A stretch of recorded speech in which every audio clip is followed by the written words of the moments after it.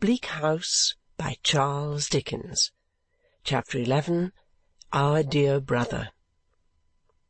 A touch on the lawyer's wrinkled hand as he stands in the dark room irresolute makes him start and say, "What's that?"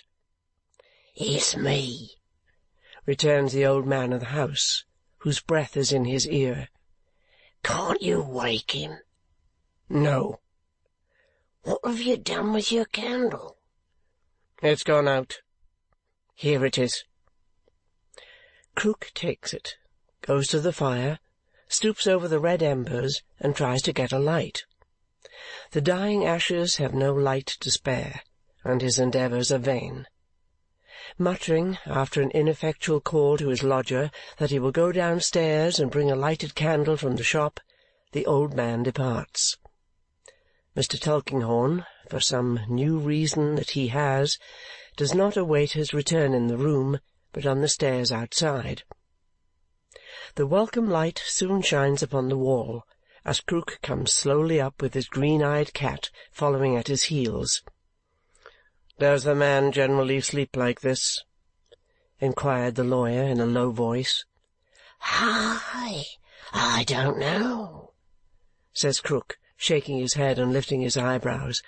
"I know next to nothing of his habits, except that he keeps himself very close." Thus whispering, they both go in together. As the light goes in, the great eyes in the shutters, darkening, seem to close. Not so the eyes upon the bed. "God save us!" exclaims Mr. Tulkinghorn. "He is dead." Krook drops the heavy hand he has taken up so suddenly that the arm swings over the bedside. They look at one another for a moment. "Send for some doctor. Call for Miss Flite up the stairs, sir. He is poisoned by the bed. Call out for Flite, will you?" says Krook, with his lean hand spread out above the body like a vampire's wings. Mr. Tulkinghorn hurries to the landing and calls, "Miss Flite! Flite! Make haste here, whoever you are. Flite!" Krook follows him with his eyes, and while he is calling, finds opportunity to steal to the old portmanteau and steal back again. "Run, Flite, run! The nearest doctor, run!" So Mr. Krook addresses a crazy little woman who is his female lodger, who appears and vanishes in a breath, who soon returns, accompanied by a testy medical man brought from his dinner with a broad, snuffy upper lip and a broad Scotch tongue.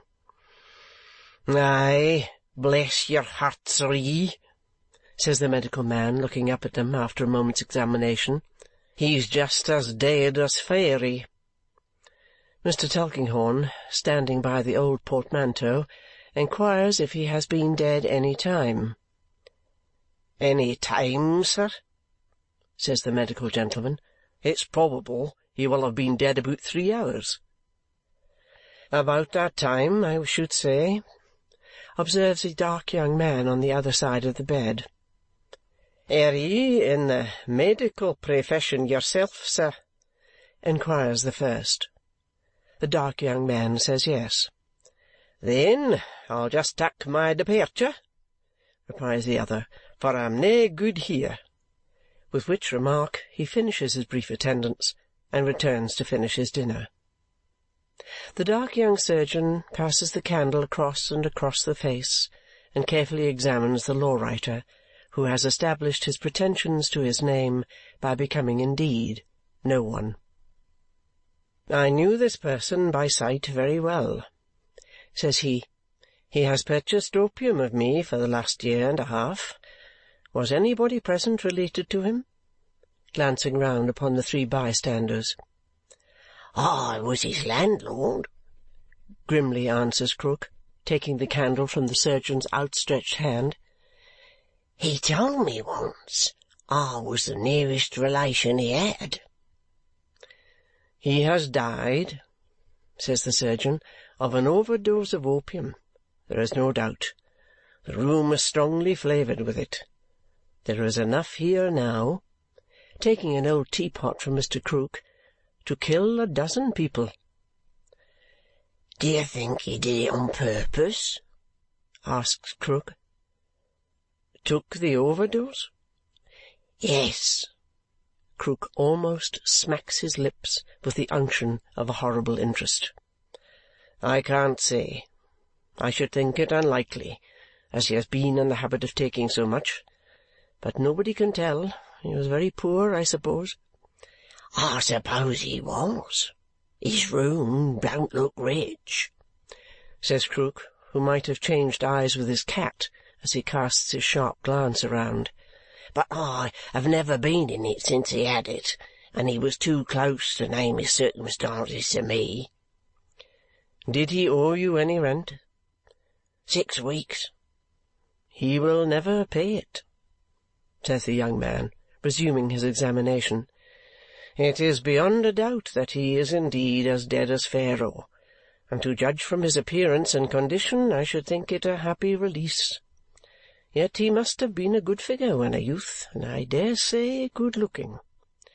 He says this not unfeelingly, while sitting on the bedstead's edge with his face towards that other face, and his hand upon the region of the heart. I recollect once thinking there was something in his manner, uncouth as it was, that denoted a fall in life. Was that so? He continues, looking round. Krook replies, You might as well ask me to describe the ladies whose heads of hair I've got in sacks downstairs, than that he was my lodger for 1.5 years and lived, or didn't live, by law-writing. I know no more of him. During this dialogue, Mr. Tulkinghorn has stood aloof by the old portmanteau, with his hands behind him, equally removed, to all appearance, from all 3 kinds of interest exhibited near the bed. From the young surgeon's professional interest in death, noticeable as being quite apart from his remarks on the deceased as an individual, from the old man's unction, and the little crazy woman's awe. His imperturbable face has been as inexpressive as his rusty clothes. One could not even say he has been thinking all this while. He has shown neither patience nor impatience, nor attention nor abstraction. He has shown nothing but his shell. As easily might the tone of a delicate musical instrument be inferred from its case as the tone of Mr. Tulkinghorn from his case. He now interposes, addressing the young surgeon in his unmoved professional way. I looked in here, he observes, just before you, with the intention of giving this deceased man, whom I never saw alive, some employment at his trade of copying. I had heard of him from my stationer, Snagsby, of Cook's Court. Since no one here knows anything about him, it might be as well to send for Snagsby. Ah!" to the little crazy woman who has often seen him in court, and whom he has often seen, and who proposes in frightened dumb show to go for the law-stationer. "Suppose you do."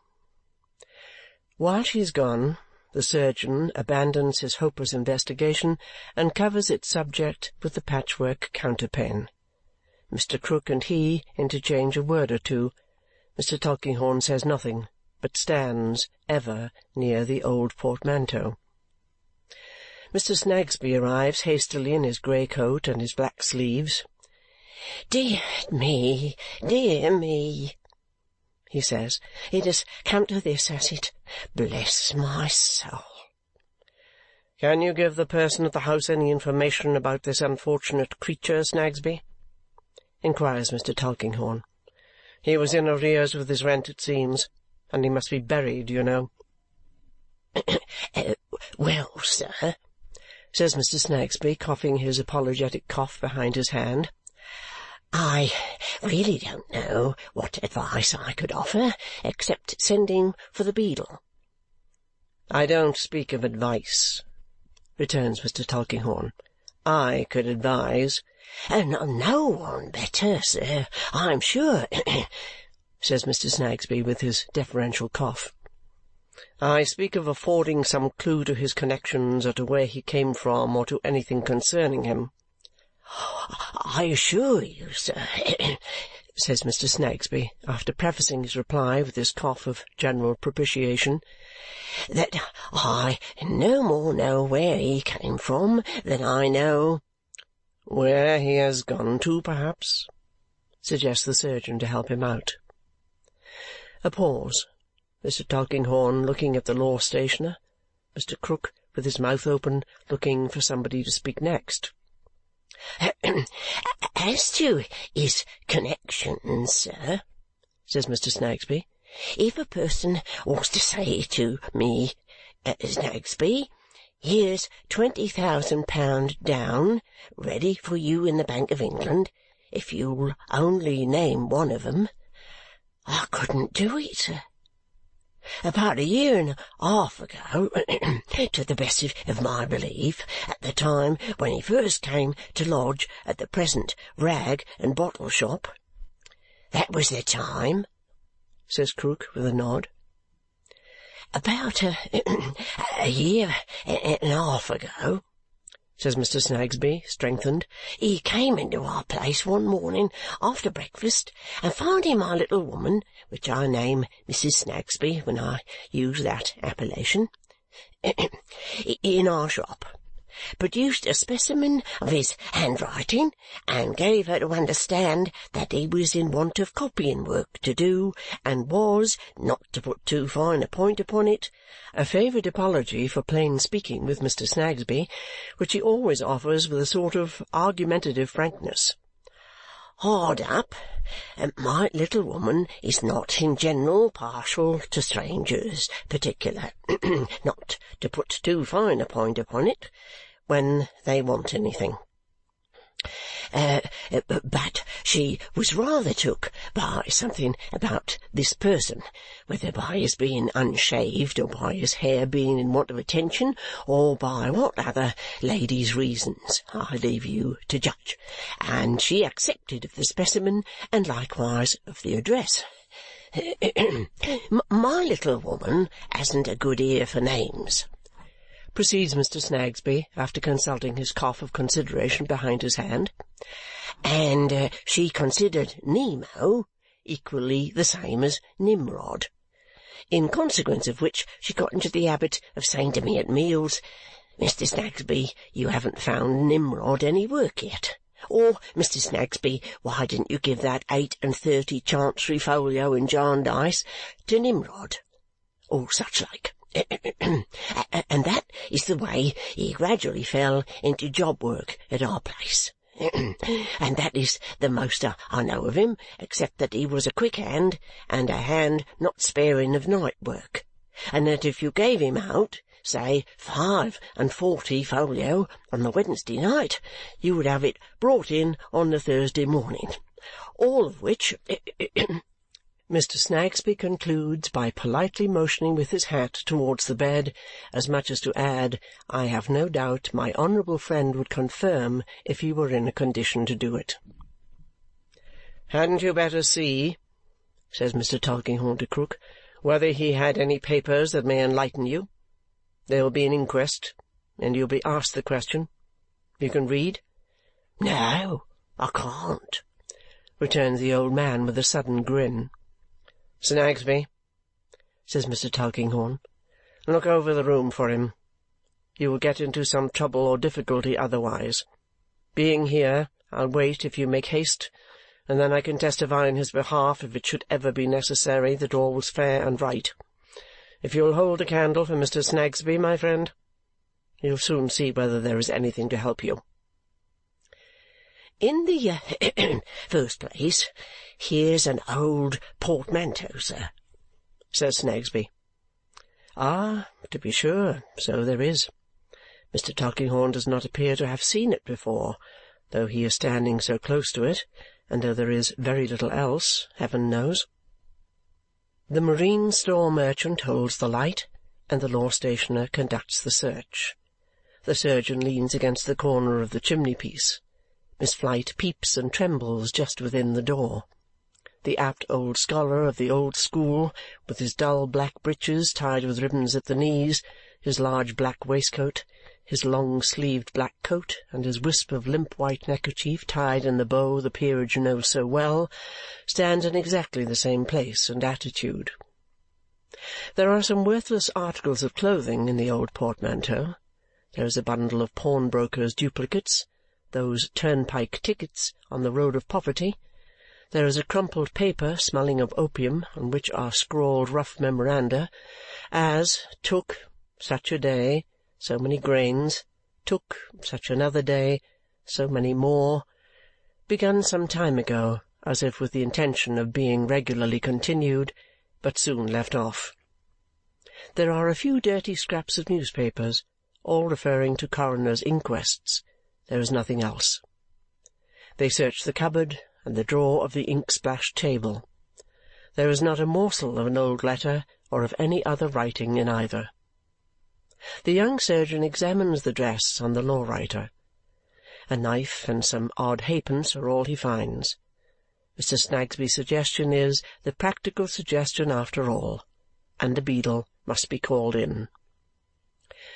So the little crazy lodger goes for the beadle, and the rest come out of the room.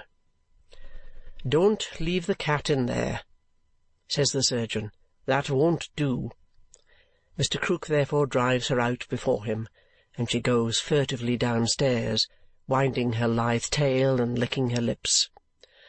"Good night," says Mr. Tulkinghorn, and goes home to allegory and meditation. By this time the news has got into the court.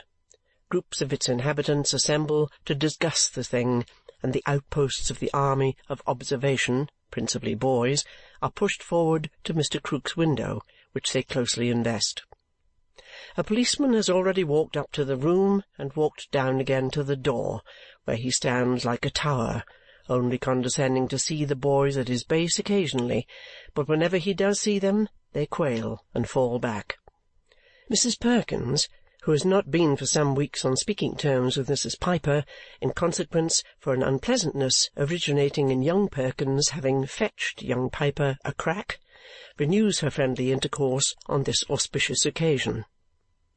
The pot-boy at the corner, who is a privileged amateur, as possessing official knowledge of life and having to deal with drunken men occasionally, exchanges confidential communications with the policeman and has the appearance of an impregnable youth, unassailable by truncheons and unconfinable in station-houses.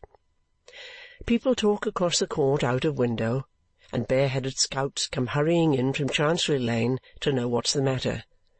The general feeling seems to be that it's a blessing Mr. Krook warn't made away with first, mingled with a little natural disappointment that he was not. In the midst of this sensation, the beadle arrives.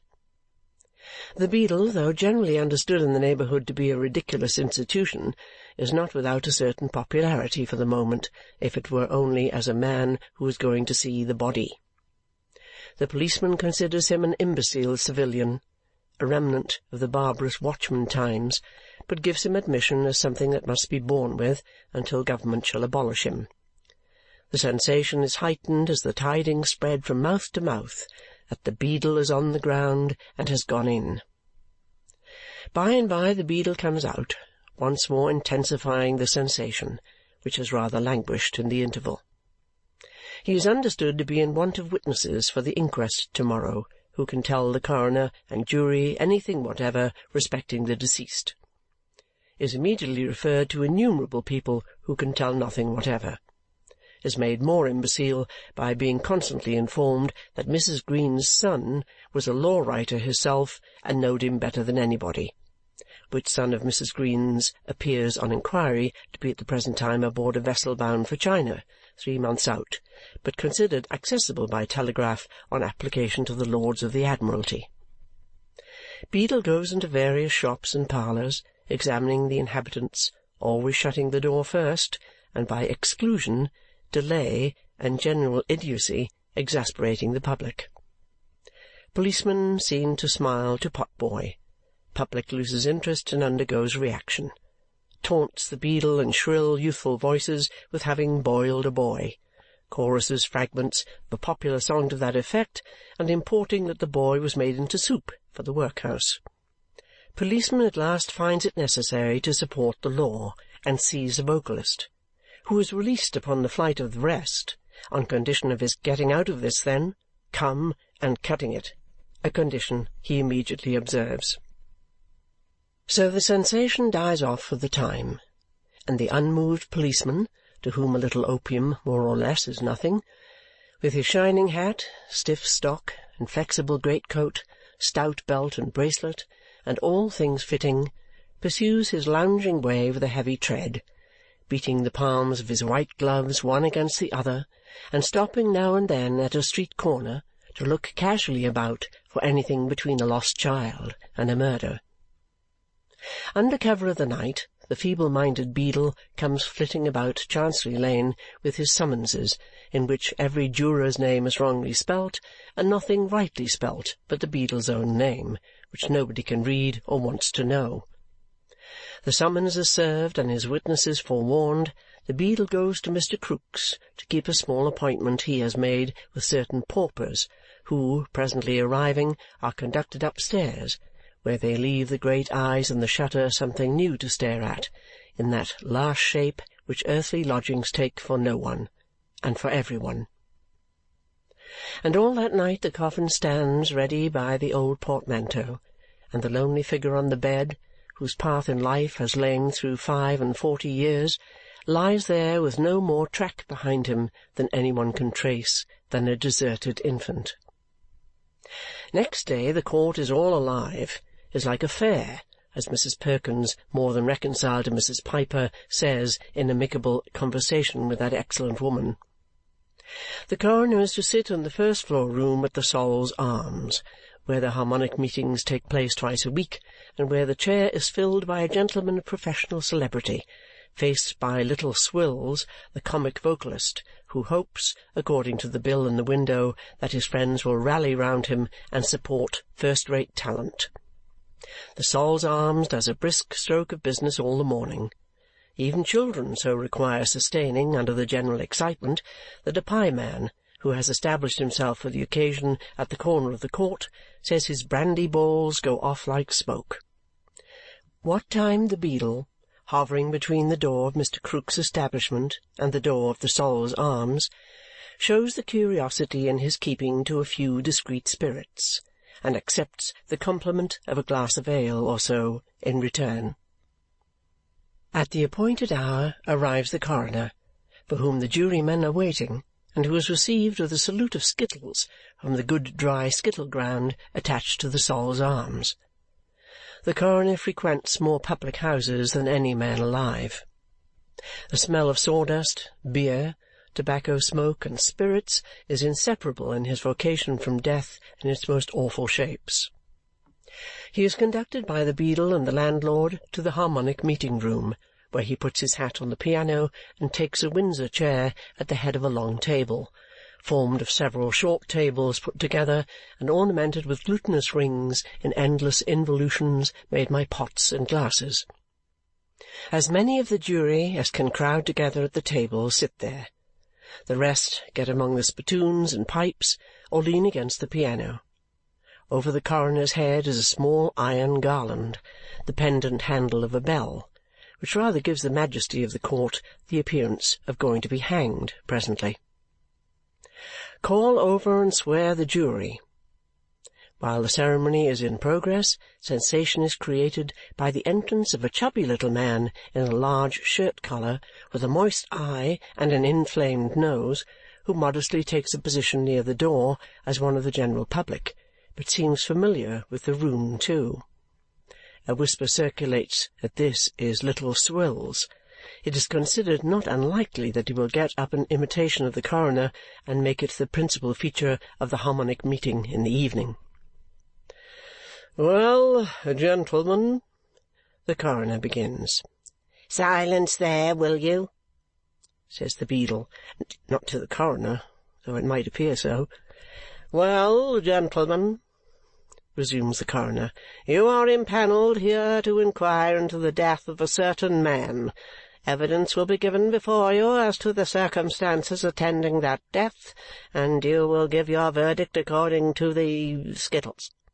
They must be stopped, you know. Beadle, evidence, and not according to anything else. The first thing to be done is to view the body." "Make way there!" cries the beadle. So they go out in a loose procession, something after the manner of a straggling funeral, and make their inspection in Mr. Krook's back second floor, from which a few of the jurymen retire pale and precipitately. The beadle is very careful that two gentlemen, not very neat about the cuffs and buttons, for whose accommodation he has provided a special little table near the coroner in a Harmonic Meeting room, should see all that is to be seen. They are the public chroniclers of such inquiries by the line, and he is not superior to the universal human infirmity, but hopes to read in print what Mooney, the active and intelligent beadle of the district, said and did, and even aspires to see the name of Mooney as familiarly and patronizingly mentioned as the name of the hangman is, according to the latest examples. Little Swills is waiting for the coroner and jury on their return. Mr. Tulkinghorn also. Mr. Tulkinghorn is received with distinction and seated near the coroner, between that high judicial officer, a bagatelle board, and the coal-box. The inquiry proceeds. The jury learn how the subject of their inquiry died, and learn no more about him. "A very eminent solicitor is in attendance, gentlemen," says the coroner, "who, I am informed, was accidentally present when discovery of the death was made, but he could only repeat the evidence you have already heard from the surgeon, the landlord, the lodger, and the law stationer, and it is not necessary to trouble him. Is anybody in attendance who knows anything more?" Mrs. Piper pushed forward by Mrs. Perkins. Mrs. Piper sworn. "Anastasia Piper, gentlemen, married woman, now Mrs. Piper. What have you got to say about this?" Why, Mrs. Piper has a good deal to say, chiefly in parentheses and without punctuation, but not much to tell. Mrs. Piper lives in the court, which her husband is a cabinet-maker, and it has long been well beknown among the neighbours, counting from the day next but one before the half-baptizing of Alexander James Piper, aged 18 months and 4 days old, on accounts of not being expected to live, such was the sufferings, gentlemen, of that child in his gums, as the plaintiff. So Mrs. Piper insists on calling the deceased, was reported to have sold himself, thinks it was the plaintiff's heir in which that report originatin'. See the plaintiff often, and considered as his heir was furiocious and not to be allowed to go about, some children being timid, and if doubted, hoping Mrs. Perkins may be brought forward, for she is here and will do credit to her husband and herself and family. Has seen the plaintiff vexed and worrited by the children, for children they will ever be, and you cannot expect them, especially if of playful dispositions, to be Methuselahs, which you was not yourself. On accounts of this and his dark looks, has often dreamed, as she see him, take a pickaxe from his pocket and split Johnny's head, which the child knows not fear, and has repeatedly called after him close at his heels. Never, however, see the plaintiff take a pickaxe or any other weapon, far from it. Has seen him hurry away when run and called after, as if not partial to children, and never see him speak to neither child nor grown person at any time, excepting the boy that sweeps the crossing down the lane over the way round the corner, which, if he was here, would tell you that he has been seen a-speaking to him frequent. Says the coroner, "Is that boy here?" Says the beadle, "No, sir, he is not here." Says the coroner, "Go and fetch him, then." In the absence of the active and intelligent, the coroner converses with Mr. Tulkinghorn. "Oh, here's the boy, gentlemen." Here he is, very muddy, very hoarse, very ragged. Now, boy, but stop a minute. Caution. This boy must be put through a few preliminary paces. Name, Joe. Nothing else that he knows on. Don't know that everybody has two names. Never heerd of sich a think. Don't know that Joe is short for a longer name. Thinks it's long enough for him. He don't find no fault with it. Spell it? No, he can't spell it. No father, no mother, no friends. Never been to school. What's home? Knows a broom's a broom, and knows it's wicked to tell a lie. Don't recollect who told him about the broom or about the lie, but knows both. Can't exactly say what'll be done to him arter he's dead if he tells a lie to the gentleman here, but believes it'll be something wery bad to punish him and serve him right, and so he'll tell the truth. "This won't do, gentlemen," says the coroner with a melancholy shake of the head. "Don't you think you can receive his evidence, sir?" asks an attentive juryman. "Out of the question," says the coroner. "You have heard the boy. Can't exactly say. Won't do, you know. We can't take that in a court of justice, gentlemen. It's terrible depravity. Put the boy aside." Boy put aside, to the great edification of the audience, especially of Little Swills, the comic vocalist. Now, is there any other witness? No other witness. Very well, gentlemen. Here's a man unknown, proved to have been in the habit of taking opium in large quantities for a year and a half, found dead of too much opium. If you think you have any evidence to lead you to the conclusion that he committed suicide, you will come to that conclusion. If you think it is a case of accidental death, you will find a verdict accordingly. Verdict accordingly. Accidental death. No doubt. Gentlemen, you are discharged. Good afternoon. While the coroner buttons his greatcoat, Mr. Tulkinghorn and he give private audience to the rejected witness in a corner. That graceless creature only knows that the dead man, whom he recognized just now by his yellow face and black hair, was sometimes hooted and pursued about the streets. That one cold winter night, when he, the boy, was shivering in a doorway near his crossing, the man turned to look at him, and came back, and having questioned him, and found that he had not a friend in the world, said, "Neither have I, not one," and gave him the price of a supper and a night's lodging. That the man had often spoken to him since, and asked him whether he slept sound at night, and how he bore cold and hunger, and whether he ever wished to die, and similar strange questions.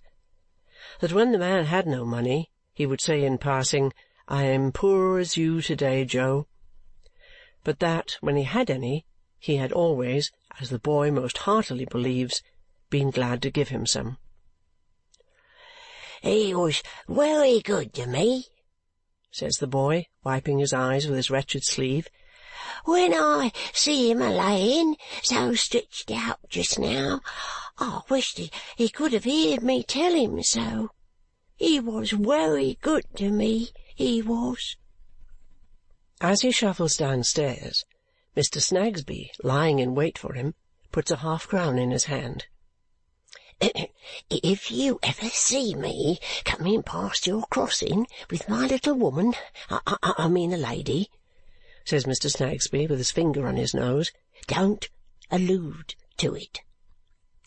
For some little time the jurymen hang about the Sol's Arms colloquially. In the sequel, half a dozen are caught up in a cloud of pipe smoke that pervades the parlour of the Sol's Arms.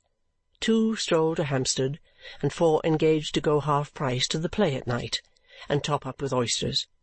Little Swills is treated on several hands. Being asked what he thinks of the proceedings, characterizes them, his strength lying in a slangular direction, as a rummy start. The landlord of the Sol's Arms, finding Little Swills so popular, commends him highly to the jurymen and public, observing that for a song in character he don't know his equal, and that man's character wardrobe would fill a cart. Thus gradually the Sol's Arms melts into the shadowy night, and then flares out of it strong in gas. The Harmonic Meeting hour arriving, the gentleman of professional celebrity takes the chair, is faced, red-faced, by Little Swills. Their friends rally round them and support first-rate talent. In the zenith of the evening, Little Swills says, "Gentlemen, if you'll permit me, I'll attempt a short description of a scene of real life that came off here to-day." is much applauded and encouraged, goes out of the room as Swills, comes in as the coroner, not the least in the world like him, describes the inquest with recreative intervals of pianoforte accompaniment to the refrain, with his, the coroner's, tippy-toll-lee-doll, tippy-toll-lo-doll, tippy-toll-lee-doll, D. The jingling piano at last is silent, and the harmonic friends rally round their pillows. Then there is rest around the lonely figure now laid in its last earthly habitation, and it is watched by the gaunt eyes in the shutters through some quiet hours of night. If this forlorn man could have been prophetically seen lying here by the mother at whose breast he nestled, a little child, with eyes upraised to her loving face, and soft hands scarcely knowing how to close upon the neck to which it crept, what an impossibility the vision would have seemed! Oh, if in brighter days the now extinguished fire within him ever burned for one woman who held him in her heart! Where is she, while these ashes are above the ground? It is anything but a night of rest at Mr. Snagsby's in Cook's Court, where Guster murders sleep by going, as Mr. Snagsby himself allows, not to put too fine a point upon it, out of 1 fit into 20. The occasion of this seizure is that Guster has a tender heart and a susceptible something that possibly might have been imagination, but for Tooting and her patron saint. Be it what it may, now it was so direfully impressed at tea-time by Mr. Snagsby's account of the inquiry at which he had assisted, that at supper-time she projected herself into the kitchen, preceded by a flying Dutch cheese, and fell into a fit of unusual duration, which she only came out of to go into another, and so on through a chain of fits with short intervals between, of which she has pathetically availed herself by consuming them in entreaties to Mrs. Snagsby not to give her warning when she quite comes to, and also in appeals to the whole establishment to lay her down on the stones and go to bed. Hence Mr. Snagsby, at last hearing the cock at the little dairy in Cursitor Street go into that disinterested ecstasy of his on the subject of daylight, says, drawing a long breath, though the most patient of men, "I thought you was dead, I'm sure." What question this enthusiastic fowl supposes he settles when he strains himself to such an extent, or why he should thus crow, so men crow on various triumphant public occasions, however, about what cannot be of any moment to him, is his affair. It is enough that daylight comes, morning comes, noon comes. Then the active and intelligent, who has got into the morning papers as such, comes with his pauper company to Mr. Krook's, and bears off the body of our dear brother, here departed, to a hemmed-in churchyard, pestiferous and obscene, whence malignant diseases are communicated to the bodies of our dear brothers and sisters who have not departed, while our dear brothers and sisters who hang about official back-stairs, would to heaven they had departed, are very complacent and agreeable. Into a beastly scrap of ground which a Turk would reject as a savage abomination, and a Kaffir would shudder at, they bring our dear brother, here departed, to receive Christian burial. With houses looking on every side, save where a reeking little tunnel of a court gives access to the iron gate, with every villainy of life in action close on death, and every poisonous element of death in action close on life, here they lower our dear brother down a foot or two, here sow him in corruption, to be raised in corruption, an avenging ghost at many a sick bedside, a shameful testimony to future ages how civilization and barbarism walked this boastful island together. Come night, come darkness, for you cannot come too soon or stay too long by such a place as this, come straggling lights into the windows of the ugly houses, and you who do iniquity therein, do it at least with this dread scene shut out. Come, flame of gas, burning so sullenly above the iron gate, on which the poisoned air deposits its witch ointment, slimy to the touch. It is well that you should call to every passer-by, Look here." With the night comes a slouching figure through the tunnel court to the outside of the iron gate. It holds the gate with its hands and looks in between the bars, stands looking in for a little while. It then, with an old broom it carries, softly sweeps the step and makes the archway clean. It does so very busily and trimly, looks in again a little while, and so departs. "Joe, is it thou? Well, well, thou a rejected witness, who can't exactly say what will be done to him in greater hands than men's. Thou art not quite in outer darkness. There is something like a distant ray of light in thy muttered reason for this." "He was very good to me, he was." End of chapter 11.